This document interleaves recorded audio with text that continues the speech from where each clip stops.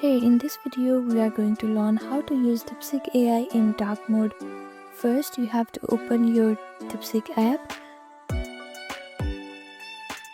After that, make sure that you are logged into your account. And after you log into your account, you can see this page.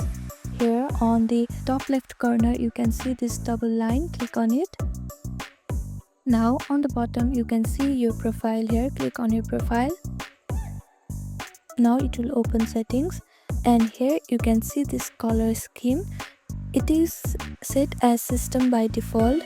If you click on it, you can see two different options, dark and light. So this is the light theme, and if you want to use DeepSeek AI in dark mode, simply click on this dark option here, and you can now use DeepSeek AI in dark mode.